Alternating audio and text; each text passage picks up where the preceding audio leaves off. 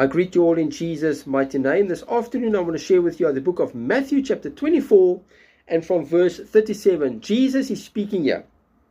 But as the days of Noah were, so also will the coming of the Son of Man be. Verse 38. For as in the days before the flood, they were eating and drinking, marrying and giving in marriage, until the day that Noah entered the ark. Verse 39.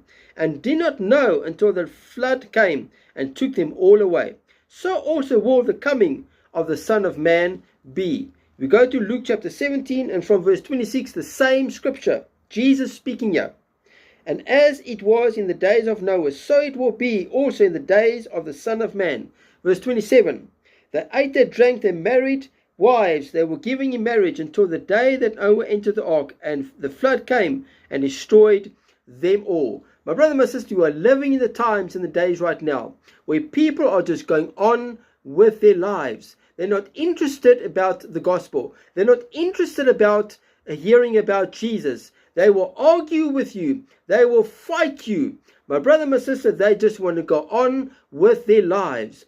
My brother, my sister, I'm here to warn you this afternoon. If your life is not right with the Lord Jesus Christ, make your life right before it is too late. Yeah, in the days of Noah, people did not make their lives right, and the day came where Noah entered the ark, and it was too late. Don't wait, my brother, my sister, to make your life right with the Lord Jesus Christ. Don't wait before it is too late. Make your life right with the Lord Jesus Christ. Before the end of this message, I want to give you an opportunity to surrender your life to Jesus.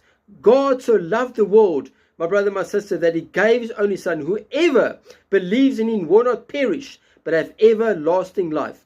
Don't go on with your life as if Jesus Christ is never coming back. He said he's coming back, my brother, my sister, and he's coming back. Don't wait before it is too late. These people went on with their lives, and it was too late.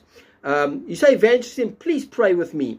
I want to make my life right with the Lord Jesus Christ. I do not want to wait before it is too late. Pray this prayer after me. Say, Lord Jesus, today I surrender my life to you. I confess with my mouth that you are Lord, and I believe in my heart that you rose from the dead. Forgive me of all my sin.